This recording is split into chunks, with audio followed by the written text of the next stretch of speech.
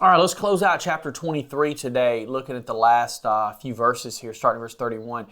And God lays out boundaries for the land. He says, I will fix your boundary from the Red Sea to the Sea of the Philistines, from the wilderness to the river Euphrates. For I will deliver the inhabitants of the land into your hand and will drive them before you. You shall make no covenant with them or with their God. They shall not live in your land, because they will make you sin against me. For if you serve their gods, it will surely be a snare to you. Now, when you look at these different areas and the geography that's being described here, the Israelites never fully possessed all of this. At no point. They got the closest under the leadership of David and Solomon, but they never possessed the entirety of this, because we're talking about going all the way to the Euphrates River in Iraq, right? So you go look at a map today and look at where Israel is and go look at the Euphrates River. They were to go all the way down to the Red Sea. So all of what we think of as like that Sinai Peninsula, all of that area, and then up way to the north into what we would think of as Syria today. So the land of Israel was supposed to be much larger than it is, but they never possessed all of it. And the reason they never possessed it is they never did what they were supposed to do to possess it, right? There is a spiritual principle here.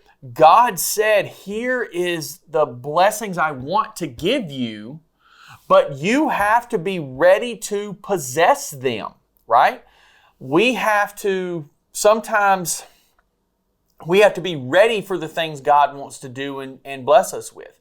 How can God use us in certain ways? How can we partner with Him in certain endeavors when we're not in line with Him in our lives? I mean, it doesn't work. And God desperately wants that, right? It's not that, for a Christian, it's not that He's snatching your salvation from you, but it's the idea of sometimes there are things that we may miss because of our disobedience. Doesn't mean God doesn't love us. Doesn't mean God can't use us and that God can't bless us and do things through us. But we may miss some opportunities that God will still have others fulfill. God's will is not going to be messed up, but we might miss out on something. Doesn't mean your life is over. Doesn't mean that God doesn't still have something good for you. But it means you might miss a little bit there. And that's something that you miss in that blessing. So Israel never possessed all of that because they were never willing to do what they needed to do, right? They never really drove the inhabitants out of the land, right? But they allowed them to stay. This is verse 33, they shall not live in your land because they will make you sin against me. It's the entire book of Judges, right? And go look at what's happening in the book of Isaiah. Go look what's happening in Ezekiel. Go look at what's happening in all of these prophetic books in the Old Testament. That's the moral of the story, guys. They didn't follow through on what they were supposed to do, so they never possessed everything God had for them. Doesn't steal His love. Doesn't mean He doesn't still want to do great things with them, but they chose something besides what God had, and they missed. That's the truth of the situation.